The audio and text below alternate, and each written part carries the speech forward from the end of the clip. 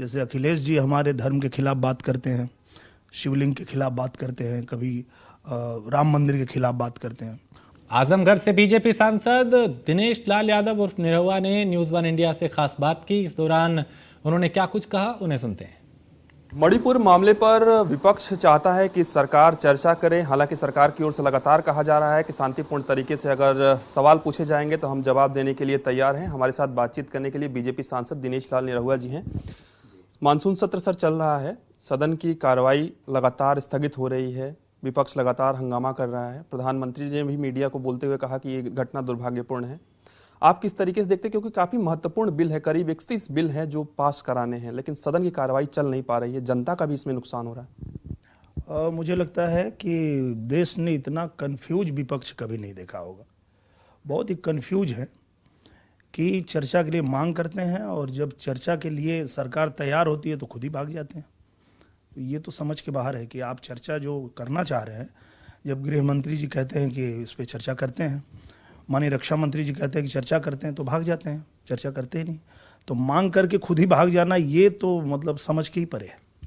संजय सिंह को इस मानसून सत्र की बची हुई अवधि के लिए सस्पेंड किया गया, वो भी आरोप लगा कि वो हंगामा कर रहे थे।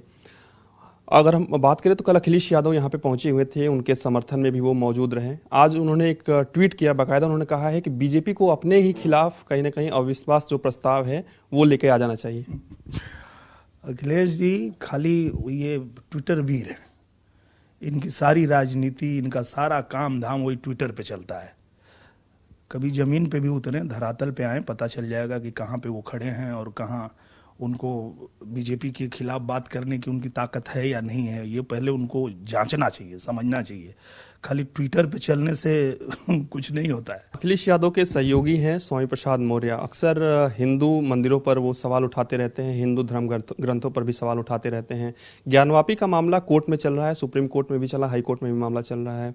इसको लेकर उन्होंने एक बयान देते हुए कहा कि तमाम हिंदू मंदिरों का भी सर्वे कराना चाहिए। खासतौर पर बद्रीनाथ धाम को लेकर उन्होंने बाकायदा ट्वीट भी किया है, टिप्पणी की है कि पहले ये बौद्ध धर्म का था, यानी कि बौद्ध धाम था, उसके बाद ये हिंदू मंदिर हो गए, हिंदू धाम हो गया, बद्रीनाथ धाम हो गया। आप किस तरीके से इस टिप्पणी को देखते हैं?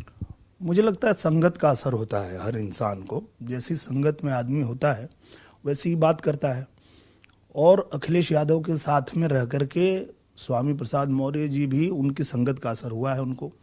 जैसे अखिलेश जी हमारे धर्म के खिलाफ बात करते हैं, शिवलिंग के खिलाफ बात करते हैं, कभी राम मंदिर के खिलाफ बात करते हैं, वैसे ये भी करते हैं। तो संगत का असर है। चुनाव नजदीक आ रहे हैं, भारतीय जनता पार्टी कहती है सबका साथ, सबका विकास, सबका विश्वास। पसमानदा मुसलमानों को अपने साथ लाने के लिए तमाम बैठकें भी हुई, एक यात्रा भी निकाली जाने वाली है। कल किसी कारणवश ये यात्रा स्थगित हो गई। किस तरीके से देखते हैं मुस्लिम समाज को अपनी तरफ लेने के लिए भारतीय जनता पार्टी क्या कुछ आगे की रणनीतियां बना रही है?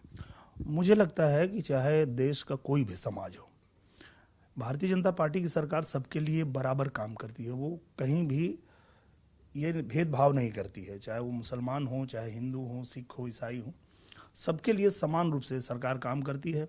अगर कोई भी सुविधा, कोई भी लाभ हिंदू को मिलता है तो मुसलमान को भी मिलता है। उसमें ये नहीं पूछने जाते हैं कि आप मुसलमान हैं कि हिंदू हैं।